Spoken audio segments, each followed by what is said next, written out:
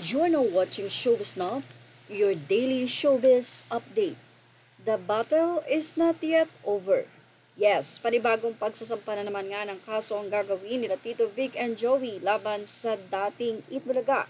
Tapos kasi ang ilang buwan ay ginamit na nga ng Itbulaga ang kanilang YouTube channel na may 5 milyong mahigit na subscribers at 21,000 na videos, kung saan ay inalmahan nga ito ng TVJ laban sa mga halushos. Anyway, mula sa naging post ni Buboy Villar, nagpasalamat pa ito matapos nga na magkaroon sila ng first time na live sa nasabing YouTube channel ng Itbulaga na bago na rin ang nasabing mga naka-profile doon. Say ni Buboy, first live sa YT channel, "Thank you Lord." Tape Incorporated, Buboy Villar. Mula naman sa naging artikulo ng Inquirer, narito ang ibinahagi nila about sa pagsasampa ng kaso nila Tito Vic and Joey. The camp of Tito Soto, Vic Soto, and Joey De Leon said they are preparing the appropriate legal action after Tape Incorporated, which the former maintained is not the owner of the Itbulaga YouTube channel, regained access and control over the page. Well, maraming netizen ang nagsabi na sana daw mag-move on na sila Tito Vic and Joey.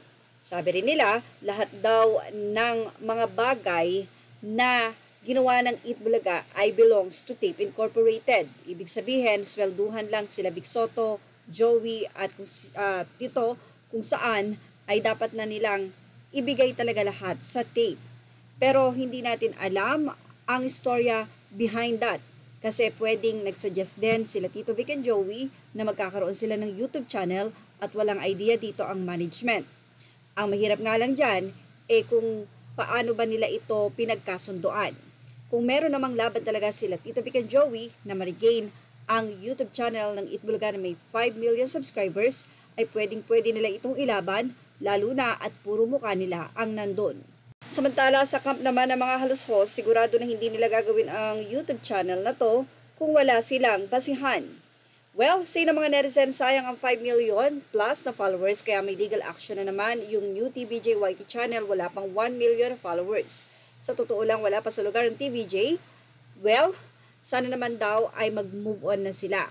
Host ng EB ngayon ang TVJ, walang karapatan sa EB brand, bayad sila, mga disgruntled employees, tuloy ang laban nila. Say naman ng isa, grabe din ang kapal ng bibwit este Buboy na yan, wag maere boy. Nakinabang ka rin naman sa original EB sa dami ng guesting mo sa kanila dati, alam kong trabaho lang pero konting hiya naman. May mga taong nanonood pa rin ng Alder Days so malaking revenue talaga ang mawawala dyan. Say naman ng isa, TVJ, please move on with EAT. Tape are the producer of EB so many years plus YT was set up by management not by employees. Sa Tape naman kasi talaga ang Itbulaga, di ba? May EAT na kayo, di papalitan nyo ang mga fans nyo sa YouTube channel nyo. Siguradong piko na naman si Joey, hahaha. Sayang ang 5 million plus na followers kaya may legal action naman, say nila. Well, kung kayo tatanungin, dapat ba na magsampa talaga at habulin ng Tito Vic and Joey ang YouTube channel ng Itbulaga na may 5 million plus na subscribers? Ilagay na ang inyong opinion sa ating comment section. Images are all credit to the rightful owners and thank you for watching Showbiz Now.